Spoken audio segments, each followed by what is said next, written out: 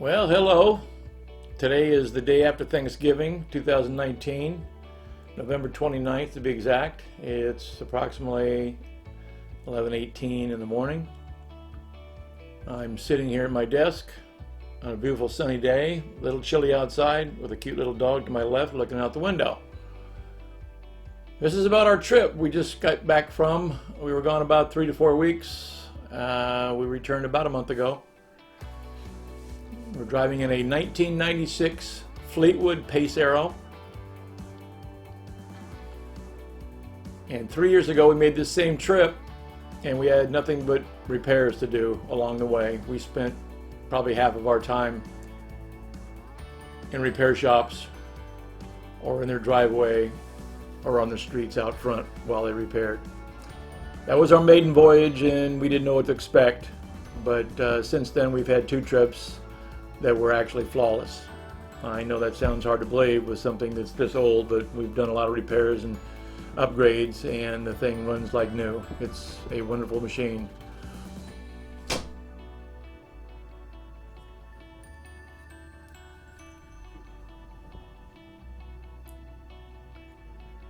On this trip is Linda and myself and Maddie and Izzy, our friend's dog that we take care of quite a bit.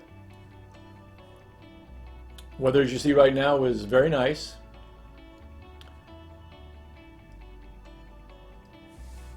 And yes, I know you've noticed that there's still covers on my windshield wipers. Just an oversight, but as you can see with the weather, I didn't need them anyway. We probably stopped at Walmart about 6 times, maybe more, on our trip to replenish our supplies. We never boondocked there. Got back on the road after an hour at least each time, as the dogs and I waited in the parking lot for Linda to get supplies and more toys and trinkets for the inside of the RV.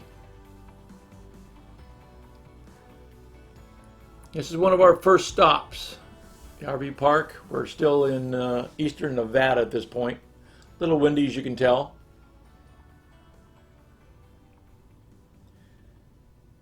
Sky is still clear. Not really cold yet.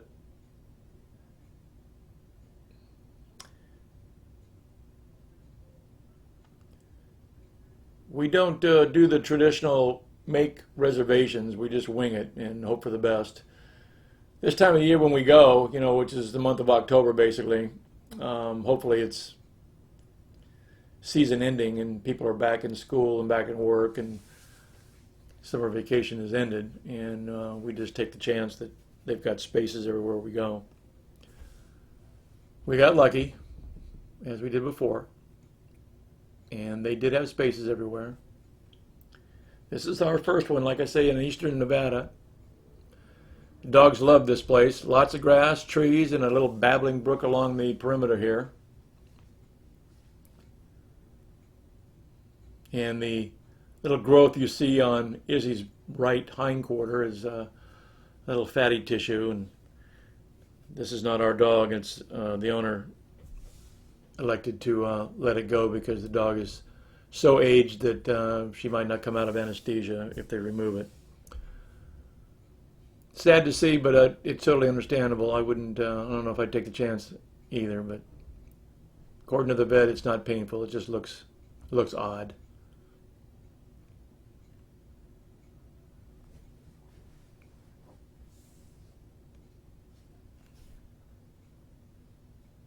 We stayed at this place for 2 days since it was so nice. Talked to the owner. He'd recently bought it a year ago, and he was more than happy to share his experience with buying an RV park for the first time. He's retired, and him and his wife bought this after visiting there on their RV life. For 16 years they were on the road, and they came across this place and said jokingly at one point, "It'd be nice to own this place," and 2 years later they ended up buying it.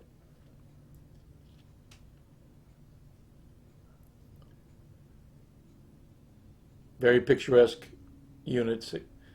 And like I said, grass and trees in this Battling Brook. It's one of the better parks that I've seen, especially for the price.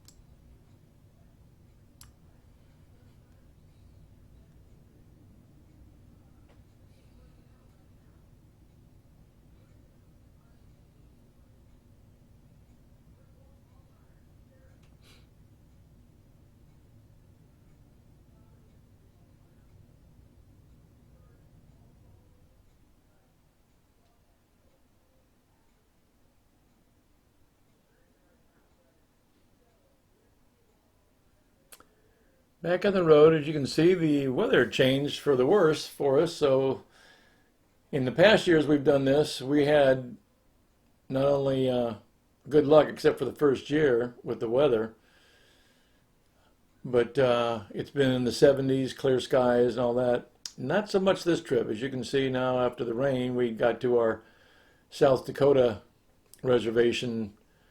Well, not reservation, but RV park in South Dakota. And the night we got there, it did this. It was clear when we got there, and overnight we woke up to this snow-covered area. And yes, it was very cold. We went from probably dropped 40 degrees from the night before. And again, it's off season typically, but there were still people out dealing with this, and we waited a couple days in this because we didn't obviously want to go see Mount Rushmore in this kind of weather. And we got very fortunate after the second day, it cleared up and it was clear blue skies, and we went on a professional tour. They took us, and it was much better than taking our rig and or renting a car. There's our rig out there by itself on to the right with a couple of neighbors.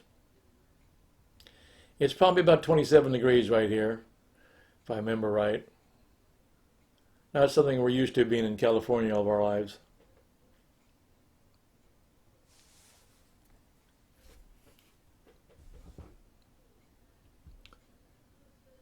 And then moving right along down the road, we stopped into one of the places we've stopped in before, but it was still cold, and Linda's putting on Maddie's outfit to keep her warm and cozy. We're waiting here for the propane guy to come. We're on our way out, and we want to fill up our propane tanks because of the cold. We were using up some propane to heat us. Yeah, we should have used the electric heaters that we have, the portable ones, and not burn up our propane, but lesson learned. This here is a warehouse on my nephew and niece's property in Tennessee. Very large. He's got a trucking company, and you can see that it's big enough to put our rig and a few semi-trucks inside this thing. So we were pretty well protected the days that we stayed here. And I think we stayed here like 4 days, maybe 5. And it drizzly rained one day. Other than that, it was fine weather, clear skies, not cold. So we stayed indoors. We boondocked indoors.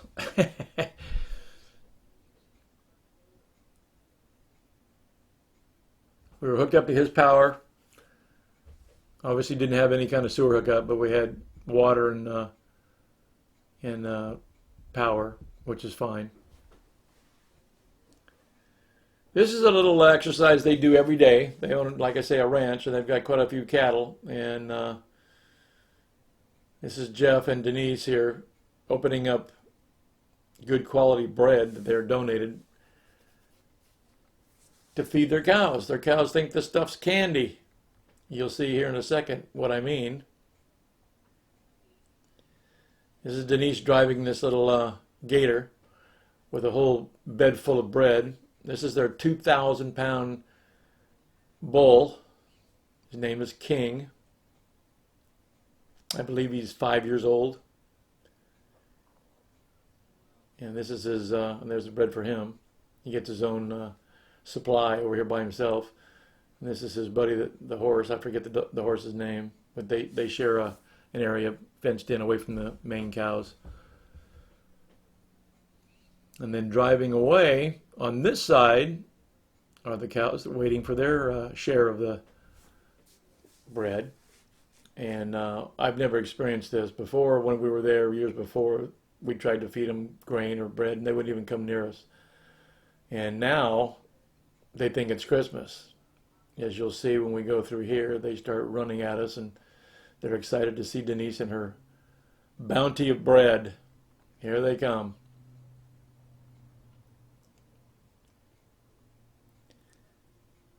She drives quickly just to stay ahead of them and dumps the bread gradually. And you see they're excited to see her, and when the bread starts going, they start eating that and keep continuing until all the bread's out of the hopper. Now, except for this little exercise, these cows more or less just walk around and eat and sleep and don't move much, but during this you can see how active they are. There's the bread being dumped.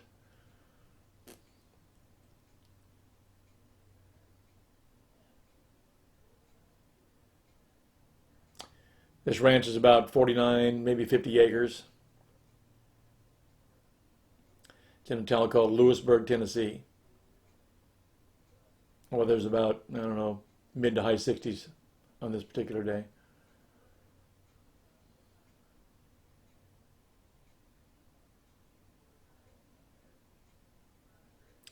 We leave here and we go to my other cousin. Well, this is my nephew, but this is my cousin's house coming up. This is over near Dyersburg, Tennessee. We made the mistake of looking at this house up at the top. We thought it was hers because we'd never been there. Come to find out, that house was owned by Connie, who was our cousin, but it was a rental. Her house is at the end of this road, as you can see, coming up. A little bit different than the rental property that we walked up to. It's got 110 acres here. They have prize horses that they win contests and medals and trophies for.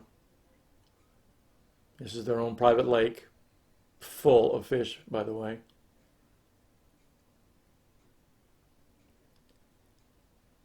I was kind of surprised to see the size of this house.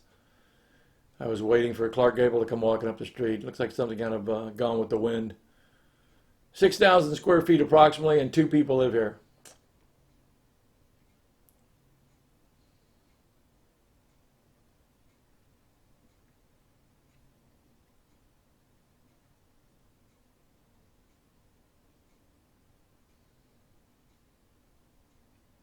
As you can see, the weather's beautiful. Clear blue skies. It's probably high 60s, maybe touching 70 degrees. No wind. See the flag being still in the background. Beautiful property, beautiful house. And this is the site of the surprise birthday party for my sister and their family reunion that we're about to have.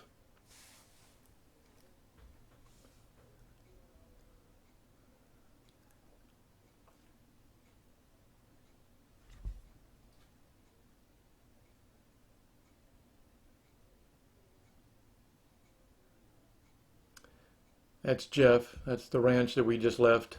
This is Connie. This is her home.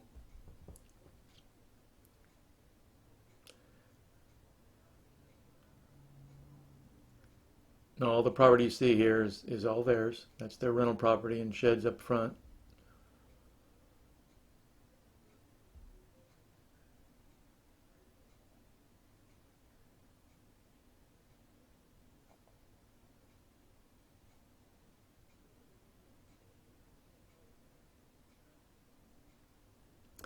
There was probably maybe 30 to 40 relatives and friends that showed up on this day for the reunion and my sister's birthday.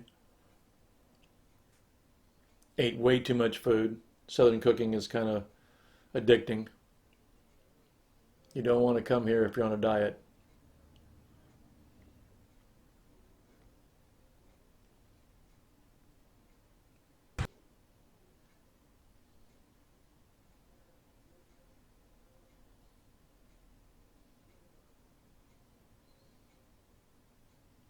This is the shot from coming off the porch out of the front door. This is one of their two dogs.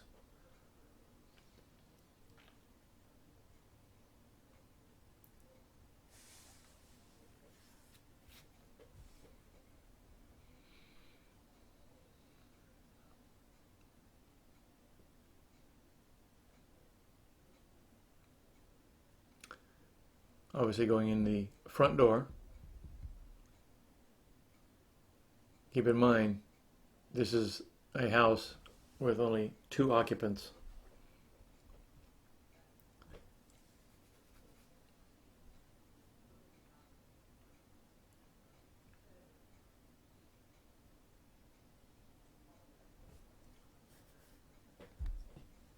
You can only imagine what this property and house would be worth in the state of California.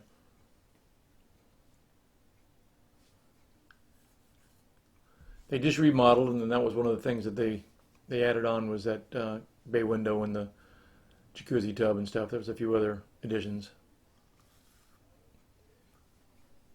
that were recently completed.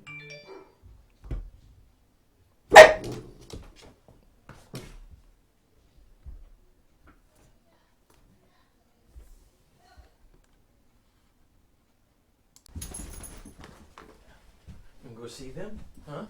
And go see Sushi and Buddy, huh? Come on. Everybody